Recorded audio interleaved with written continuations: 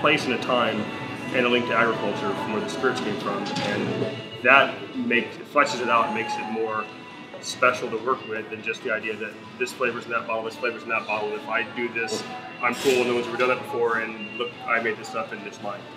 That's kind of the other side of bartending. Well, that's the celebrity side of bartending to a certain extent, right? It's like I want my own reality TV show and a chance to be on Vlog of the Week. Right. Where, you know, somebody's got a picture of me and my recipe, and now it's on the back of the bottle. When you buy the bottle, you know, this is the way you use it. You know? Which is so easy because bartenders have always been all about me. They work behind a bar in front of people. They're the easiest people to prey on as far as ego goes. Man. It's true. They're the kind of guys that go to a strip club and thinks that the stripper actually likes them. People keep coming back. Oh my God, you know, I'm here. People keep walking up. I mean, no, I don't have something they need. It's really all about me. It's really not the alcohol. Yeah. Can I pay you in whiskey sours? There's something about the culture of drinking in, I don't know, in North America. I mean, cocktails are probably more popular here than I guess in a lot of the older cultures where a lot of these come from. Like brandy and cognac. Like when you're in cognac, they're not making cognac cocktails. They're just drinking cognac, you know. It's like it's pretty straightforward. Well, and what's interesting is they're trying to bring that back in France right now because of the new driving limits and push for health in France. Cognac and Calvados and Armagnac are kind of getting the boot at the end of the meal. Like, let's just cut out the dessert and the cognac and the Calvados, and let's drive home safely and let's all be healthy. Right. And they're fucking freaking out because no one's drinking as much, so they're trying to make cognac and Armagnac and Calvados cocktails to start the meal with. So like everywhere we went, they're like, "Hey, would you like a warm glass of Calvados and tonic?"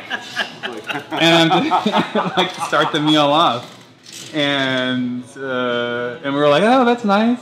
You know, and you just kind of smile and nod, and they're now trying to find ways to introduce these ingredients to the beginning of a meal so that they don't get the swift kick with the new health and safety regulations. But even there, there's some kind of cultural, I don't know, advantage or whatever. I mean, if you're coming from a region that has been producing something for a very long time, it's like since you were a child, you're driving by vineyards and distilleries, and maybe the culture is a little less restrictive. There's fewer taboos and holdovers from prohibition. And so it's okay to try things at a younger age. I think people sort of ease into it and have a different level of appreciation. People tend to do sort of like a high altitude drop kick in America, where it's like you can't get anything because you're not supposed to have it when you're younger. You're not supposed to taste it. Culturally, it's wrong for kids to be drinking or tasting it, especially in the realm of the family. And then people end up trying all kinds of things as soon as they possibly can and developing things that they think that they like or don't like that will last until their 50s. Like there's people who walk into any bar anywhere and say, "Yeah, I only do this." And they can be anywhere from 35 to 65, but in a lot of cases they only do that because of something they did when they were 25. Because they didn't have, there was no sort of, no gradient of introduction to things. No one, there was no uncle, there was no family dinner where they were allowed to try things. It was just impossible.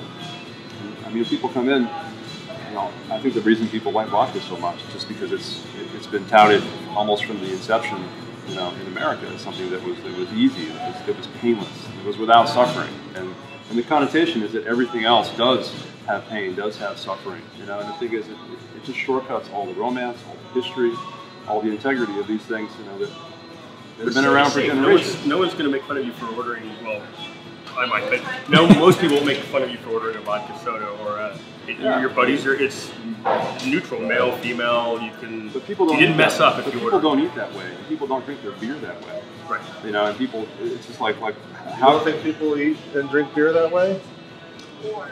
Well, Northern Cal. Well, I don't know. For the country, yeah, you're right. Beer maybe so. But all of the microbrews, all the big people want almost like a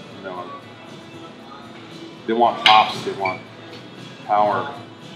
Northern California is just big ales and stuff like that, across the country. Yeah, but that's been going on forever. That's like with whiskey. How much peat can we get into the whiskey? Right. Super peat. How much hops? Right, the hopologist. Double, triple IPA. Yeah, At least they want they want a lot of something. They want a lot of salt. Talk about How lame.